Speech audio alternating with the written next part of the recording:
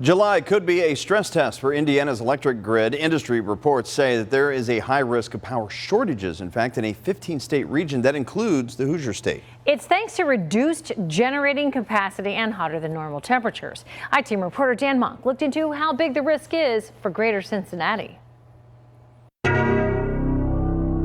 And we were without power for 3 days. Rhonda Jackson remembers Hurricane Ike.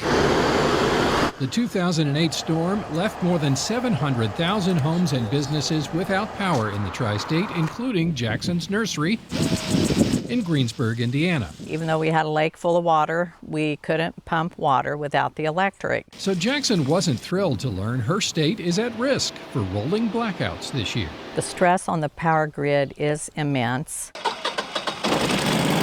The threat of blackouts is good for business at Lorem Electrical. I have had more people that's been more energy aware this year than I ever have. Micah Lorem is close to finishing an emergency backup system at Jackson's nursery. It seems like we probably get a couple phone calls every day with people wanting to do some sort of emergency backup power, whether it be solar and generators or battery or all the above. Your risk of blackouts depends on where you live. Here in Ohio, electricity is distributed by the PJM energy market, which faces a low risk of power disruption.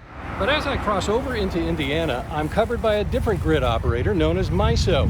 It's facing a high risk of energy disruption for the first time in its history. Northern Kentucky is also at low risk. Experts say Indiana's risk will peak in July. Unlikely that a heat wave just in Cincinnati would trigger a problem. Seton Hall University law professor Heather Payne has studied the impact of climate change on the electric grid. If we have extended heat waves for multiple days across lots of the area, that really can be a significant challenge for our electricity system when reserve margins are very low, like they are in MISO right now. Duke Energy has taken several steps to avoid outages for its 870,000 Indiana customers.